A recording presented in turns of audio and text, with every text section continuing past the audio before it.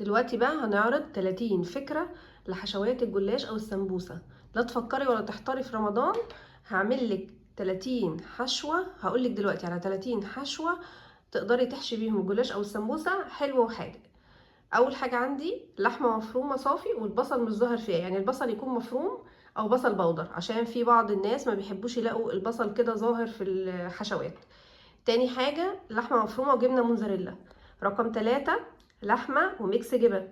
رقم 4 ميكس جبن فقط، يعني موزاريلا وشيدر ورومي، في اكياس بتتباع كده ميكس مع بعضها.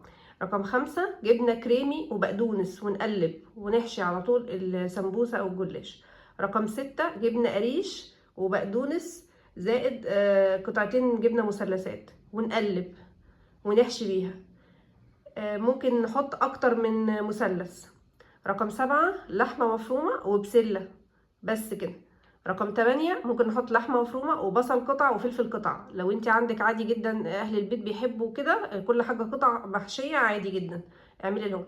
رقم 9 لحمة مفرومة وبصل قطع وجزر شرايح.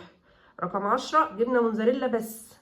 رقم 11 ممكن نحشي الجلاش او السمبوسة جبنة قريش وشبت وسمسم. رقم 12 جبنه قريش وزعتر. رقم 13 جبنه قريش وحبه البركه.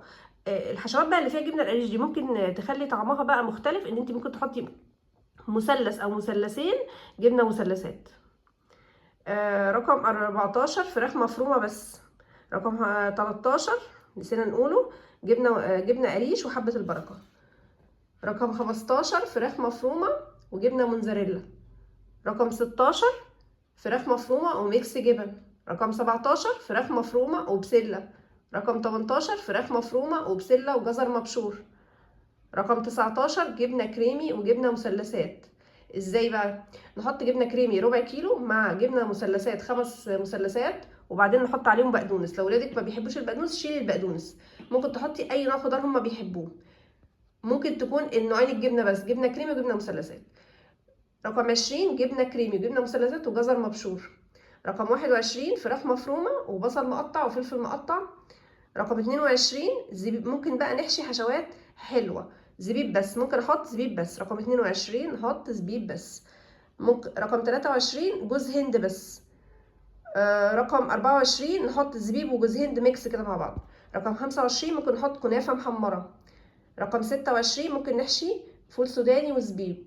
رقم 27 ميكس مكسرات مجروشة، ميكس مكسرات مجروشة.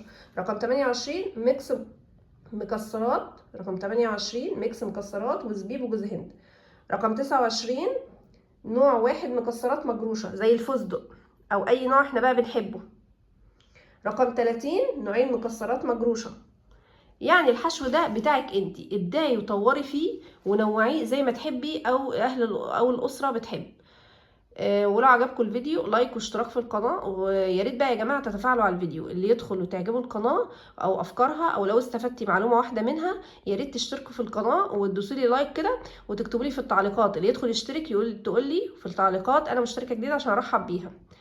يا ريت بقى يا جماعة تصلوا على النبي في التعليقات، وشكرا جدا ليكم، والسلام عليكم ورحمة الله وبركاته.